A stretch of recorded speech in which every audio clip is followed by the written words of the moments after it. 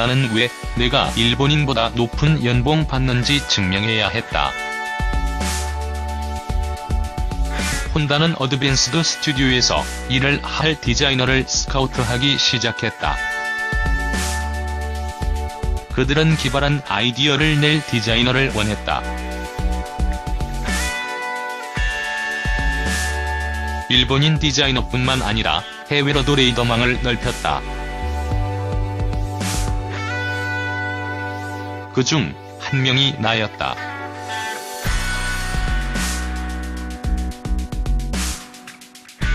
임범석의 디자인 에세이. 혼다 어드밴스드 스튜디오는 비밀스러운 공간이었다. 물론 나는 일본으로 건너오기 전 혼다와 계약을 맺었고 회사 아이디 카드에도 혼다 로고가 명확히 새겨져 있기는 했다. 하지만 명함에는 혼다 소속임을 보여주는 금무엇도 없었다. 우리 역시 이곳을 그냥 웨이브 스튜디오라고 불렀다. 당시 도쿄에 J-웨이브라는 라디오 방송국이 있었는데 이 때문에 웨이브 스튜디오를 라디오 방송국 자회사 혹은 그와 비슷한 일을 하는 곳으로 아는 사람들이 많았다. 어쨌든 자동차 디자인 스튜디오임을 연상시키는 건 아무것도 없었다. 사실 처음부터 혼다는 외부 사람은 물론이고 내부인들에게도 혼다 어드밴스드 스튜디오가 알려지는 걸 바라지 않았다. 단지 몇몇 임원들만 알고 있었을 정도.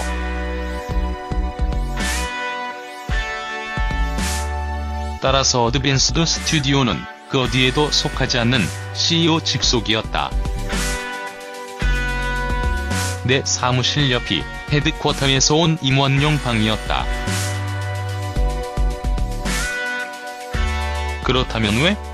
혼다는 어드밴스드 스튜디오가 일반적인 디자인 스튜디오 그 이상이 되기를 원했다.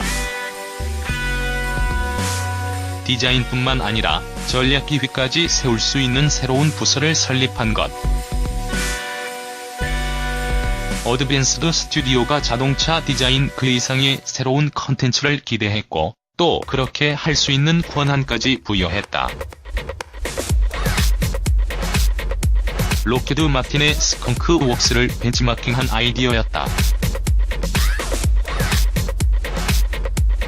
스컹크 웍스는 UE, SR-71 블랙버드, F-117 스텔스 전투기, F-22 랩터와 같은 비행기를 만든 록헤드 마틴의 미래형 개발 프로그램. 이제 스컹크 웍스라는 이름은 비공개 프로젝트 관련 높은 수준의 자율성을 갖춘 대규모 조직 내 소규모 엘리트 그룹을 지칭하게 됐다. 그렇다. 웨이브 스튜디오는 혼다의 스컹크 웍스였다.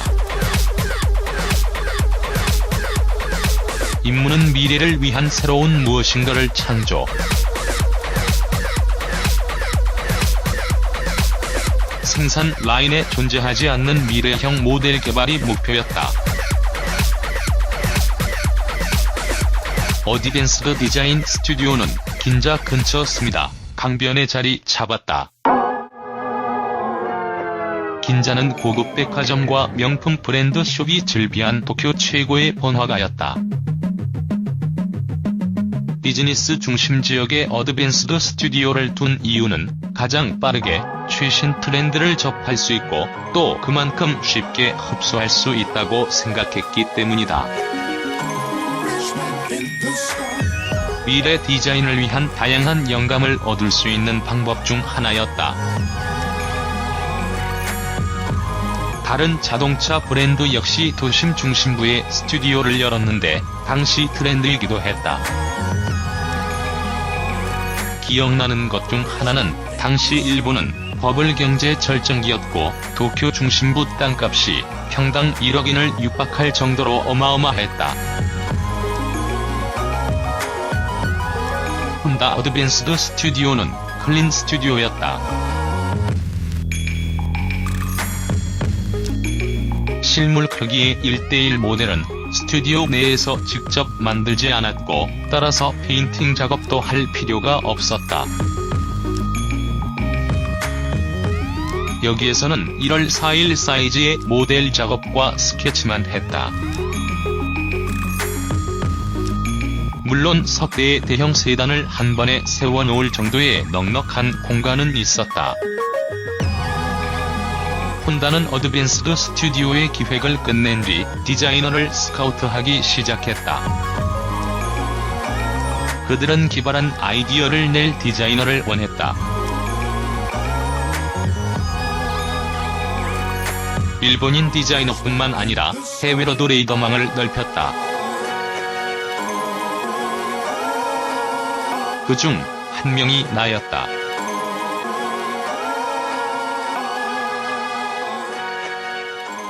당시 자동차 디자이너 고용 시장이 지금처럼 글로벌화된 건 아니었다.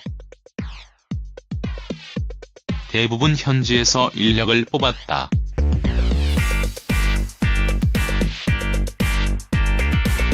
즉, 미국 브랜드는 미국 학교 출신을, 유럽 브랜드는 유럽 학교 졸업생을 뽑았으며 일본 역시 자국 내에서 일본 출신 디자이너를 고용했다. 일본에서 일하는 ACCD 출신 디자이너는 거의 없었다. 일본은 미국 및 유럽 출신 자동차 디자이너들이 가기에는 너무 먼 곳이었다. 혼다는 해외 디자이너 영입을 위해 다양한 조건을 내걸었다. 기본급 외에도 보너스, 주택 및 가전제품 무료 제공, 심지어 고향에 갈 때 쓸 수 있는 비행기 무료 티켓도 있었다. 자국 출신 디자이너보다 더 좋은 혜택이었으며 내가 GM에서 받았던 것보다도 더 괜찮았다. 어드밴스드 스튜디오에서의 공식 언어는 영어였다.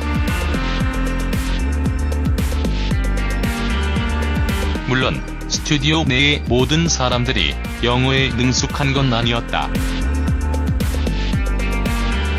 초기 나는 일본어를 하지 못했고 몇몇 디자이너만이 영어를 했지만 이는 아무런 문제가 되지 않았다. 서로 말이 통하지 않아도 자동차를 이야기하는데 불편함이 없었다. 우리는 자동차 디자이너다. 스케치만으로도 의사소통에 전혀 문제가 없었다. 자동차는 카가이들에게, 특히 우리 같은 디자이너 세계에서는 보편적인 언어였다. 이곳은 매니저 및 비서진을 포함해 15명 정도밖에 되지 않았다. 나를 포함해 3명의 외국인 디자이너가 있었다. 그리고 젊은 스튜디오였다. 디자이너 대부분이 20에서 30대, 나이가 가장 많았던 사람이 40대 매니저였다.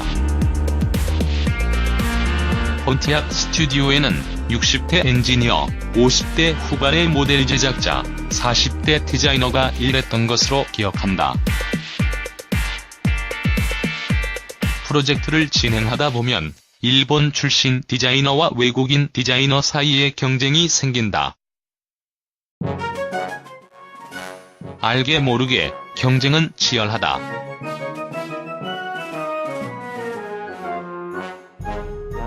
당시 일본 노동시간 규정 때문에 일본 디자이너들은 매주 수요일만큼은 6시 전에 퇴근해야 했다. 야근 금지.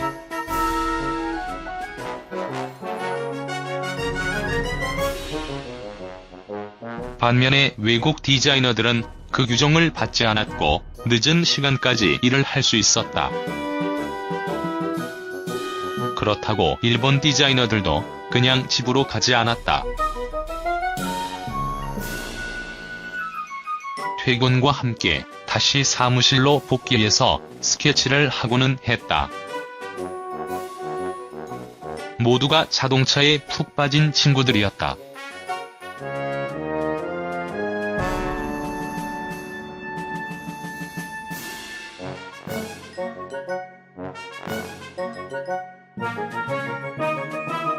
다른 디자이너들에게 혼다에 입사한 이유를 물은 적이 있었는데 혼다 자동차와 모터사이클을 좋아했기 때문이라는 답을 내놓았다. 혼다가 보여준 F1 능력에 관심이 많다는 답도 있었다. 자동차에 대한 열정은 혼다 제품에만 국한된 게 아니었다. 알파로메오, 포르쉐, 로터스, 콜벳, 페라리 등등 모든 브랜드에 관심이 많았다. 그들은 진정한 가가였다.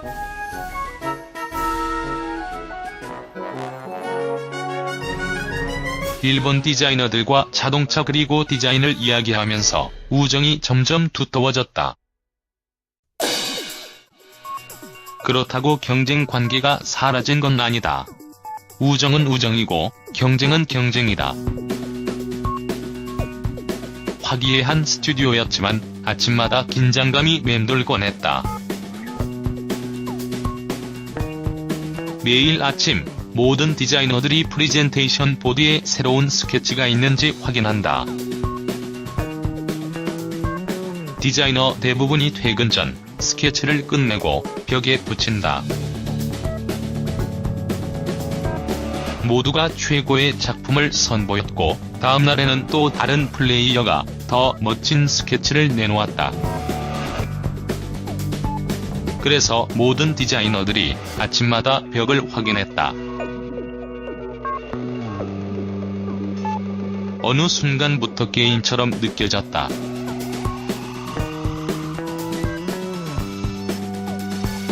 이 역시 스튜디오 활동의 일부로 전 세계 어느 스튜디오나 마찬가지다.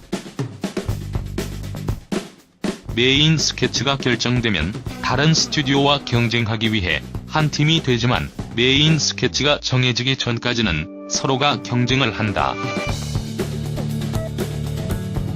내 작품이 메인 스케치가 될 수 있도록 최선을 다한다. 경쟁과 협동의 반복이다.